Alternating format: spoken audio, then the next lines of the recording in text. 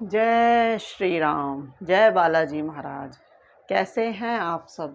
मैं आपकी दोस्त ममता पाल भक्ति शक्ति समर्पण चैनल में आपका स्वागत। हमारा टॉपिक है कि अमावस्या पर हम हनुमान जी की पूजा ऐसे कैसे करें कि हमारी जो भी समस्या है, जो भी जैसे कि हमारे घर में ग्रह कलेश है, हमारे कोई पितृ दोष है, या फिर हमारे घर में कोई लड़ाई झगड़ा है, या हमारे बच्चों की उन्नति नहीं हो पा रही है, तो ऐसा हम क्या करें कि अमावस्या के समय पर ऐसा कुछ क्या करें जिससे कि हमारे घर के ये सारे दोष खत्म हो जाएं। तो दोस्तों, सभी जानते हैं कि कलयुग में सिर्फ एक जागृत देव हैं जो हनुमान जी हैं, जो सतयुग में भी थे, त्रेता में भी थे, द्वापर में भी थे और कलयुग में भी सिर्फ उन्हीं का ही बोलबाला है। सिर्फ वो ही हैं जो सबकी रक्षा कर सकते हैं। तो आज का हमारा टॉपिक इसी पर है। तो चलिए वीडियो में हम आगे बढ़ते हैं। वीडियो में आगे बढ़ने से पहले दोस्तों, अगर आपने अभी तक मेरे चैनल को सब्सक्राइब नहीं किया है या आप पहली बार मेरी वीडियो पर आए हैं, तो प्लीज़ मेरे चैनल को सब्सक्राइब कर लीजिए और बेल का आइकॉन दबा के नोटिफिकेशन ऑन कर लीजिए, जिससे कि हमारे आने वाली वीडियोस सबसे पहले आप तक पहुंचे। ठीक है दोस्तों।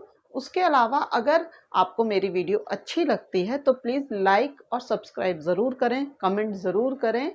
और क्योंकि आपका एक कमेंट हमें इतना मोटिवेट करता है, इतना प्रोत्साहित करता है कि हम आगे आने वाले वीडियो में और अच्छे से अच्छा कर पाएँ और अच्छे से अच्छे वीडियोस हम दे महाराज, जिनकी सच्ची शक्ति इस पृथ्वी पर आज भी मौजूद हैं, जो और आज भी वो अपने भक्तों का कल्याण करते हैं। लेकिन सिर्फ हमें उनसे लगन लगनी चाहिए, हमारी प्रीति उनसे होनी चाहिए, तो वो हमारा कल्याण ऐसा कर देते हैं कि आप मिनटों में देखते रह जाएंगे कि ये क्या से क्या हो गया। आपका जीवन इतना संपन्न हो जाएगा, इतना समृद्ध हो जाएगा कि आप जिस चीज़ों को लेकर परेशानियों में थे, जिन परेशानियों से आप दुविधा में रहते थे, वो सारी परेशानियां आपकी हल हो जाएंगी। उन सब का सॉल्यूशन आपको मिलना शुरू हो जाएगा। वो धीरे धीरे धीरे करके आपकी सारी परेशानियां खत्म होनी शुरू हो जाएंगी।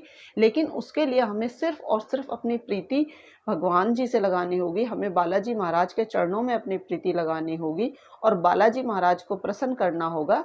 बालाजी महाराज को प्रसन्न करने के लिए सिर्फ और सिर्फ एक ही रास्ता है कि हम उनके प्रभु श्री राम का गुणगान करें, उनके नाम की महिमा जानें, उनके नाम का ही हम कीर्तन करें। दोस्तों, भगवान का नाम लेने के लिए, नाम जाप करने के लिए हमें किसी भी सूतक पातक, दरिद्रता अवस्था या कोई भी हमारी कंडीशन हो, हमें उससे कोई फर्क नहीं पड़ता है। हमें सिर्फ और सिर्फ भगवान का नाम जपना चाहिए। जितना हम राम नाम जपेंगे उतना ही हमारे कष्ट कटेंगे। जितना हम राम नाम का नाम जपेंगे, जितना हम, उतने ही भगवान बजरंग बली हमसे प्रसन्न होंगे। तो भगवान की प्रसन्नता पाने के लिए और अपने कष्टों का निवारण करने के लिए हमें सिर्फ और सिर्फ राम नाम का जप करना है, राम नाम का कीर्तन करना है। जय जय राम, जय सिया राम, सीता राम, या जय श्री राम, या राधे श्याम, जो भी आप जैसे भी उनका नाम कीर्तन कर सकते हैं, आपको नाम कीर्तन करना है। और आप सच मानिए, ये मेरा विश्वास है कि जो भी आप अपनी मनोकामना रखेंगे, जो भी आप अपनी इच्छा रखेंगे प्रभु के सामने, वो आपकी पूर्ण होगी ही होगी। कोई ऐसे उसमें कोई बाधा नहीं आ सकती, क्योंकि सब सुख लहे तुम्हारी सरना, तुम रक्षक काहू को डरना। जो प्रभु को भजता है, जो बालाजी महाराज को भजते हैं, उनको सब सुख मिलता है। उनको सारे संसार के जो भी आप कामना करोगे वो सुख आपको मिलेगा, बशर्ते आपको सच्चे मन से, सच्चे हृदय से प्रभु राम का स्मरण करना है और बालाजी महाराज के चरणों में अपनी प्रीति लगानी है। अगर आपने बालाजी महाराज के चरणों में अपनी प्रीति लगा ली तो आपको कभी भी कोई नहीं रोक सकता, किसी काम से नहीं रोक सकता।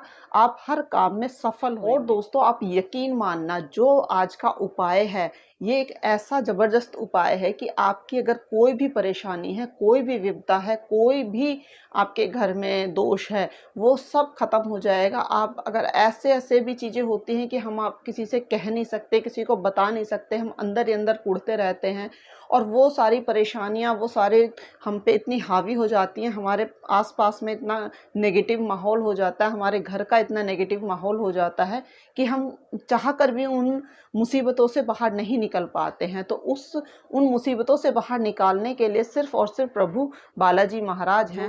अमावस्या आती है, देखिए अभी अमावस्या आने वाली है 2 दिन बाद में। तो हम उसके बारे में ही बात करेंगे कि अमावस्या पर हम ऐसा क्या करें कि हम इन सब परेशानियों से मुक्ति पा सकें। तो दोस्तों, उसके लिए हमें क्या करना होगा कि अमावस्या वाले दिन आप कोई एक समय अपने अकॉर्डिंग निर्धारित कर सकते हैं कि आपको कौन सा समय कंफर्टेबल है। कोई कहता है मंगलवार से शुरू करना चाहिए, कोई कहता है कि शनिवार से शुरू करना चाहिए। ऐसा कुछ नहीं है। बालाजी महाराज डेली कृपा करते हैं। आप सिर्फ उनकी आराधना कीजिए, आप उनका नाम जप कीजिए, वो डेली ही कृपा करते हैं। कोई ऐसा वार नहीं है, कोई ऐसा दिन नहीं है। हाँ, ठीक है कि होता है कि हम शुक्ल पक्ष से शुरू करें, हम मंगलवार से शुरू करें, हम शनिवार से शुरू करें, बट अगर आप घोर विपदा में हैं तो आप किसी भी दिन से, जिस टाइम आप ये वीडियो सुन रहे हैं, आप उसी टाइम से स्टार्ट कर सकते हैं। कोई शुक्ल पक्ष नहीं, कोई कृष्ण पक्ष नहीं, कोई मंगलवार नहीं, कोई शनिवार नहीं, क्योंकि प्रभु इतने दयालु हैं कि वो डेली ही कृपा करते हैं, हर पल कृपा करते हैं। अगर आधी रात को भी आपको लगता है कि मेरे ऊपर ये प्रॉब्लम आ रही है और मुझे अभी के अभी इसका सॉल्यूशन चाहिए, तो आपको उसी समय प्रभु की भक्ति करनी है, उसी समय उनको स्मरण करना है, उसी समय आपको याद करना है। ना आपको नहाने की ज़रूरत है, ना स्वच्छता की ज़रूरत है, ना किसी चीज़ की ज़रूरत है। सिर्फ ज़रूरत है तो आपको सच्चे मन की, सच्चे विश्वास की। अगर आप सच्चा मन और सच्चे विश्वास के साथ कोई भी उपाय करते हैं, सिर्फ प्रभु का नाम कीर्तन भी करते हैं, तो आपका भला होगा ही होगा। ये गारंटेड है, गारंटेड आपका भला होगा ही होगा। चलिए, तो आप जानते हैं क्या करना है हमें। हमें अमावस्या के दिन हनुमान चालीसा का पाठ करना है, हमें संकल्प लेना है। हमें उसका समय आप अपने अकॉर्डिंग देख लीजिए, आपको जो समय कंफर्टेबल हो आप उस समय कीजिए, कोई प्रॉब्लम नहीं है, कहीं भी कोई प्रॉब्लम नहीं है। प्रभु कभी मना नहीं करते। सिर्फ थोड़ा सा आप ये देख लेना कि उस टाइम पे राहु काल ना हो। राहु काल ना हो तो ज़्यादा बेस्ट रहेगा। राहु काल का समय छोड़कर, बाकी 1.5 घंटे का राहु काल होता है, उस समय को छोड़कर आप किसी भी समय अपनी पूजा स्टार्ट कर सकते हैं। राहु काल से पहले स्टार्ट कर लेंगे, बीच में राहु काल का समय शुरू हो जाता है, कोई प्रॉब्लम नहीं है, आप उससे पहले बैठ जाइए, या फिर अगर लग चुका है राहु काल तो आप उसके बाद में बैठिए। बस इतना ध्यान रखना है आपको। तो ठीक है, तो हमें करना क्या है कि एक अमावस से लेकर हमें 7 अमावस तक ये प्रण करना है कि हमें जो भी आप पाठ ले रहे हैं, आप सुंदरकांड का पाठ ले लीजिए, आप हनुमान चालीसा का पाठ ले लीजिए, आप राम रक्षा स्तोत्र का पाठ ले लीजिए, कोई भी जो भी आपको पाठ करना है, आपको संकल्पित पाठ करना है। संकल्प लेकर कि मैं 7 या 11 अमावस्या ये पाठ करूँगा। आप देखेंगे कि आपको पहले जिस दिन आप स्टार्ट करेंगे संकल्प लेकर, उसी दिन से आपको भला होना शुरू हो जाएगा। ये मैं गारंटी देती हूँ। ये मेरा प्रभु पे विश्वास गारंटी देता है, क्योंकि मेरे साथ हुआ है तो आपके साथ भी होगा ही होगा। इसलिए मैं गारंटेड ये आपको बता रही हूँ। तो आपको सारे नियम आपको पहले से ही पता है। आपको संकल्प लेना है सुबह, सवेरे, शाम को, जिस भी टाइम। बस जब आप इतना ध्यान रखना है कि जिस समय आप पूजा करने बैठेंगे, उस समय आपको स्वच्छ वस्त्र पहनने हैं, नहा धोकर बैठना है, आपको स्वच्छ आसन लेना है, साफ सुथरा आसन लेना है। आपको भगवान जी की प्रार्थना करनी है। सुबह से लेकर पूरा दिन आपको सिर्फ मन में राम जी महाराज का ध्यान करना है, उनके चरणों में प्रीति लगानी है, उनका मन ही मन में कीर्तन करते रहना है। चाहे आप कुछ भी काम कर रहे हो, घर का, बाहर का, ऑफिस का, बिजनेस का, जो भी आप कर रहे हो, आप गृहिणी हैं, आप जेंट्स हैं, आप स्टूडेंट हैं, आप कोई भी हैं, आपको सिर्फ और सिर्फ भगवान श्री राम का नाम का जाप करना है। नाम जाप करने में हमें कोई नियम नहीं होता है, कोई शुद्धता विशुद्धता का कोई ध्यान नहीं रखना होता है। सिर्फ और सिर्फ हमें नाम कीर्तन करना होता है, नाम जप करना होता है। ठीक है, तो आपका पहला हो गया कि सबसे पहले आप नाम राम का कीर्तन करेंगे। फिर आप जब बैठेंगे आसन पर, तो आसन लगा के स्वच्छ वस्त्र, स्वच्छ कपड़े पहनकर बैठेंगे। दूसरा, आपको शुद्ध खान पान का ध्यान रखना होगा। ना लहसुन प्याज खाना है, ना आपको कोई भी अशुद्ध आहार का सेवन या पेय, कोई भी अशुद्ध पेय का कोई भी सेवन नहीं करना है। मांस, मदिरा, मछली, शराब, हर चीज़ से आपको दूर रहना है। प्रभु का स्मरण करना है। और आपको जो भी पाठ आपको प्रिय है, अगर आप सुंदरकांड पाठ करना चाहते हैं तो आप सुंदरकांड पाठ कीजिए, आप हनुमान चालीसा करना चाहते हैं आप हनुमान चालीसा कीजिए। तो जितने पाठ आपको करने हैं, आप संकल्प लेते समय बोलेंगे कि मैं 3 पाठ, 7 पाठ, 11 पाठ, 21 पाठ, 41 पाठ, 100 पाठ, जितना आपका सामर्थ्य है, जितनी आपकी कैपेसिटी है, आप उतने पाठ का संकल्प लेंगे। और फिर आप वो संकल्पित पाठ करने के लिए सबसे पहले आप राम नाम का कीर्तन करेंगे। दूसरा, आप राम रक्षा स्रोत का पाठ बहुत ज़रूरी है। राम रक्षा स्रोत ही आपको हर चीज़ में मतलब कि आपका जो फल को कई गुना बढ़ जाता है जिससे कि, तो वो राम रक्षा स्तोत्र का पाठ करेंगे आप। उसके बाद आप सुंदरकांड या हनुमान चालीसा जो भी आपको करना है आप उसका पाठ करेंगे। जितनी संकल्पित आपने संख्या ली है वो संकल्पित संख्या आप पूरी करेंगे। उसके बाद आप हनुमान जी की आरती करेंगे, हनुमान जी को प्रसाद लगाएंगे। प्रसाद में आपकी इच्छा है आप गुड़ चना रखिए, आपके पास हलवा है आप हलवा बना के रख सकते हैं, आपके पास चीनी है आप चीनी रख सकते हैं, आपके पास शक्कर है आप शक्कर रख सकते हैं, आप बूंदी ला सकते हैं, आप मोतीचूर के लड्डू ला सकते हैं। जितना आपका सामर्थ्य है आप उतना सामर्थ्य से अपनी ये पूजा में भोग लगाएंगे। दूसरा क्या है कि आपको 2 लोटे जल के भर के रखने। 1 लोटा जल उसमें साफ स्वच्छ, दोनों लोटों में मतलब आप साफ स्वच्छ पानी रखेंगे, उसके अंदर थोड़ा सा गंगा जल मिलाएंगे और वो प्रभु के चरणों में आप रख देंगे। उसमें से 1 जल तो आपको वहीं रखे रहना है और 1 जल को आपको पूजा के बाद वहाँ पे जल, मतलब दोनों जल फिलहाल अभी हमें वहीं रखने हैं। आपको पूरी पूजा करनी है और आपका ध्यान जो जल रखा हुआ है उसके ऊपर होना चाहिए। आप पाठ कर रहे हैं, आप नाम जप कर रहे हैं, आप जो भी कुछ कर रहे हैं, पूरी पूजा के टाइमिंग के दौरान आपका ध्यान उस जल के ऊपर होना चाहिए और प्रभु से प्रार्थना करनी चाहिए कि प्रभु इस जल को चार्ज कर दीजिए। तो जब वो, जैसे आपकी पूजा पूरी संपन्न होएगी, जितने दिन का भी करना है, जैसे आपको 7 अमावस्या करना है, आपको 11 अमावस्या करना है, तो वो संकल्प भी आप आपके साथ वहाँ पर ले लेंगे। संकल्प लेकर आप ये सब करेंगे। तो उसके बाद जब आपकी पूजा समाप्त हो जाएगी, आपने भोग प्रसाद लगा दिया, आपने आरती कर दी प्रभु की, उसके बाद वो आप जल 1 लोटा वहीं रखा छोड़ देंगे और दूसरा जल आप उठा लेंगे।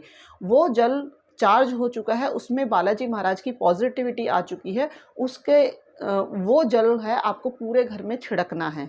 पूरे घर में छिड़केंगे, आप अपने शरीर पर छिड़केंगे, जो रोगी है उसके शरीर पर छिड़केंगे, या रोगी नहीं भी हैं, छोटे बच्चे, जो भी आपकी पूरी फैमिली है, सबके ऊपर वो जल छिड़केंगे। पूरे घर में आप जल छिड़केंगे और उसके बाद वो जल सबको पीना है। वही जल सबको पीना है। जो प्रसाद आपने बालाजी महाराज को लगाया वो प्रसाद आपको ग्रहण करना है। इस तरह से आपकी ये पूजा आपकी कंप्लीट हो जाएगी फर्स्ट डे की। इसी तरह से आपको हर अमावस्या पर ये करना है। और साथ के साथ अगर हो सके तो रेगुलर अगर आप हनुमान चालीसा कर सकते हैं, रेगुलर आप एक हनुमान चालीसा डेली करेंगे। उसमें आपको भगवान का नाम कीर्तन करना है और डेली एक चालीसा करनी है। कोई भी टाइम कोई भी फिक्स कर लीजिए, आप सोने से पहले करिए, सुबह उठते ही करिए, पूजा के टाइम पे करिए, दोपहर में करिए, रात में करिए, कोई बाउंडेशन नहीं है, कुछ भी मनाही नहीं है, आप किसी भी टाइम कीजिए, लेकिन आप कनेक्ट रहिए। ये नहीं है कि आपने महीने में अमावस एक बार आती है, आपने महीने में एक बार किया, बीच में पूरा कनेक्शन ख़त्म है आपका और उसके बाद फिर आप नेक्स्ट मंथ ही कर रहे हैं, तो ऐसा नहीं करना है। हमें भगवान से कनेक्टिविटी बना के रखनी है। आपका जितना सामर्थ्य है आप डेली उतनी पूजा कर सकते हैं और अमावस्या के दिन आप इतनी पूजा करिए।